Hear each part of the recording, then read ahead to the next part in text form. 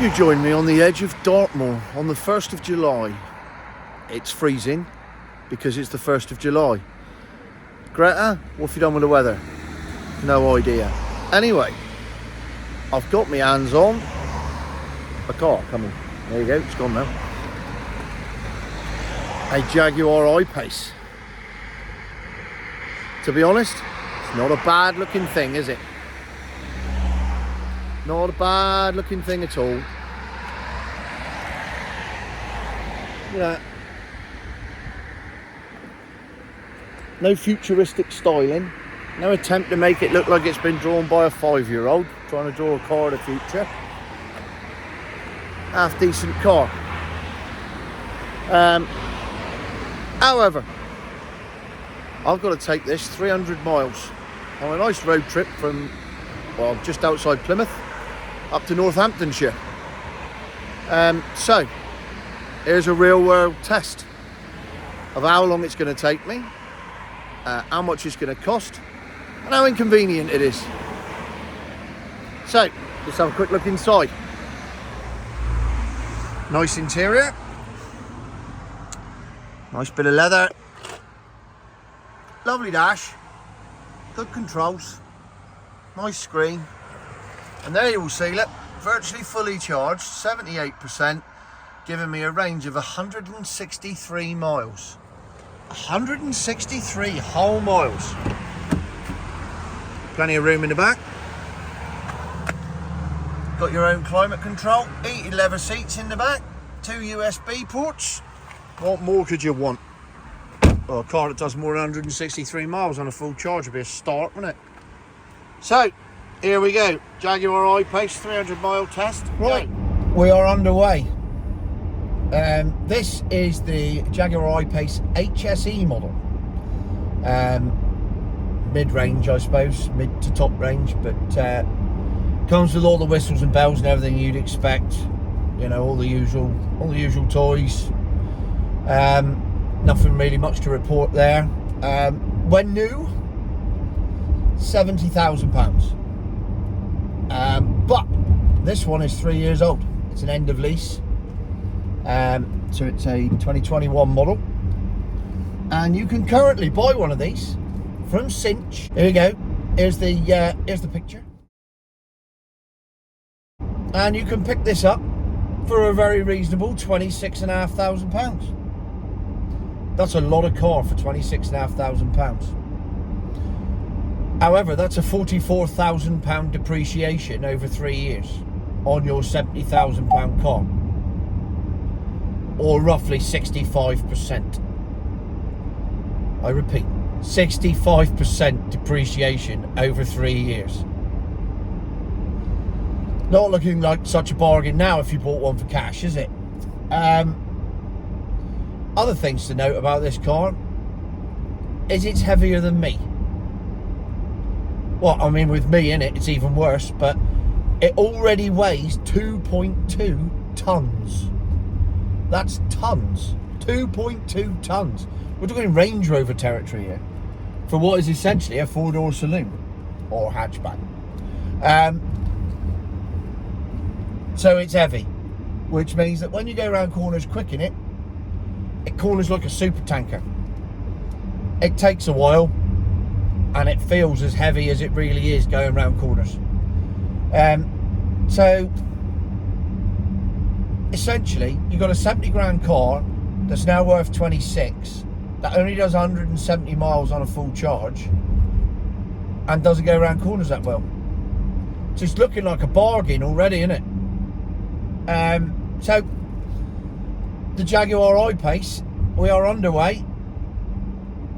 162 miles should get me. Well, it's got to get me to Bristol, that's for sure. Which means we are then charging somewhere on the M4 in between then and when I turn off to go up the road to Oxford way, which gives me Lee Delamere, Membry. Do we go as far as Chieveley? I don't think we do. So it's Lee Delamere or Membry, neither of which are blessed with a plethora of charging stations. So could well have some queuing on my hands when I get there, or chargers out of order, or all the usual stuff. So already, I mean, I'm a good 4 miles into my journey, and my mind has already turned to when I'm going to stop, how long I'm going to have to stop for, is there going to be a charger available, am I going to get to the other end without charging again? The joys of milk floats. That's all you have to think about. You just think about it continuously. Charging, range, time, charging, range, etc. Repeat, repeat, repeat. Right, the next time I see you, we'll be at a charging station. So get your bids in now. How far am I going to get? Am I going to get off the M5 onto the M4? And if I get on the M4, how far am I going to get down the M4 before I need to stop and charge? And it won't be on the road to Oxford, the A34, is it? It won't be on that road. I'm going to have to stop before then, because I don't even know where the charging stations are there, and I can't be asked to search for them. So I'm just going to stop and charge up at one of those services between Bristol and the turn off for the A34. Get your bids in. Update. I don't need a charge. I've got 117 miles of range left, because I'm currently only between Taunton and Bridgewater, and the motorway's shut. Oh, and here comes an ambulance. So that's not good. You'll probably see it go past. There it goes. The motorway's shut between 24 and 23 on the M5. Don't know why. Presume it's Glastonbury traffic that's caused it, but who knows. So I'm just sat here, and weirdly, while I'm sat here, the Jaguar reversing camera has informed me that there's a car quite close behind me by showing me it on the screen, even though I'm in drive. And that's the reason for me update, is that, yeah, there, it's done it again. I don't know if I can show you this, hang on. There, look at that. And it's gone again. Bizarre.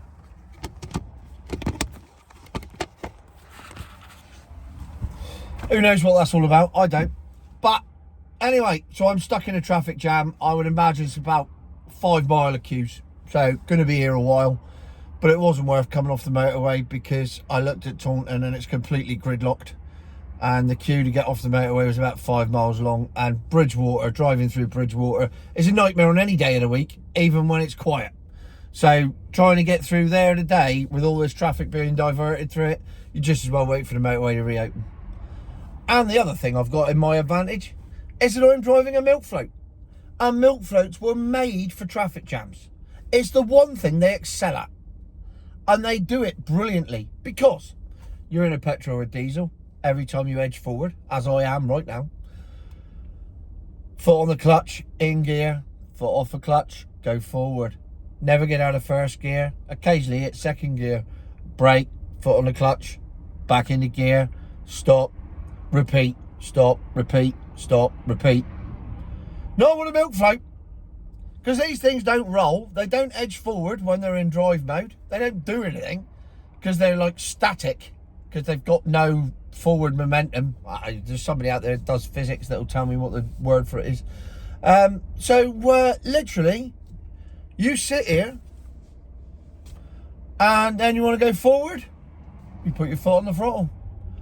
And when you want to stop, you take your foot off the throttle, and it literally comes to a halt. I haven't touched a brake, and there you go, I've stopped again. And that is the beauty of milk float. They are made for traffic jams. I did this with VW ID3 when I got Stockholm syndrome, because I fell in love with it on the M6 in a traffic jam. Shit car, but I fell in love with it because I was stuck in it. I felt like I'd been kidnapped by it. Exactly the same thing. There is no better car for a traffic jam than a milk float. Found a use for them. Meanwhile, I've travelled. I think I've travelled 2 miles and used 3 miles of range. But I'm not bothered. Actually, right, I haven't been able to work out, because I'm in a shit area for signal. I haven't been able to work out exactly how many miles I've done. But I think it's about 50 odd. And the range I've used is exactly 50 odd. Exactly 50 odd. So it seems like the range is fairly accurate on this and doing exactly what it says on the tin, which is nice. So I've got 117 miles to go. So when I said Membury, yeah, Membury's doable if I ever get going again. Certainly get past Lee Delamere. But then SatNav is now telling me not to go that way. And telling me to go straight up the M5 and then on the M42. So if I do that, I have different options, which are obviously I'm going to get the Gloucester services, brilliant charging at Gloucester services, and brilliant sausage rolls. So that's got that going for it. The question is, will I get to Strensham? Because ideally I want to go as far as I can. How long have I got? How many miles have I got left? Yeah, so I've still got 184 to go. Oh, well, in theory I should only have 70 miles left, so I'll do it on one charge. So Strensham might be an option. After Strensham, there's nothing until you get on the M42. Then you've got to get to Hotwood. Hotwood, that's a good one. Hundreds of chargers at Hotwood. Only place I've ever had charger rage. I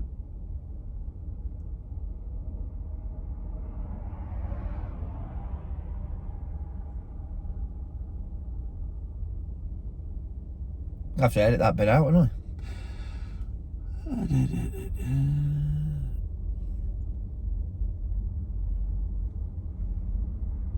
So there you have it. I'm crawling up the motorway at 4 miles an hour in the perfect vehicle for doing it. And that's it. There you go. Well, for those of you that entered my competition to see where I get before I needed to charge, you've all lost, because I came straight up the M5 and stopped at Gloucester services, as you can see. Here I am in my natural environment, where I've been charging for 45 minutes, and it's up to 80%. So I'm ready to go. Let's see how much it costs.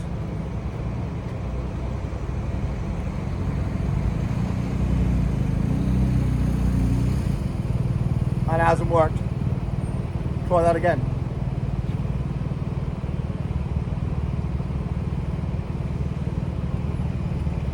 Again, it still hasn't worked.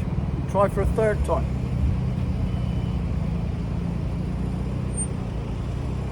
There you go. Hopefully you can see that. If not, I'll read it to you. £41.21p for 180 miles. I'll do the sums in a minute, but that seems like a lot. Stop charging.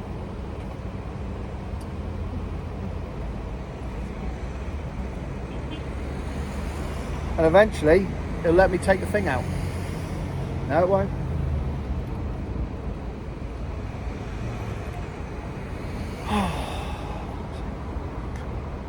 Oh, you have to press a button on this one. Who knew?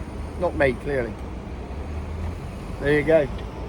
Now, people often say to me, is there a secret technique to making sure you can insert these chargers properly?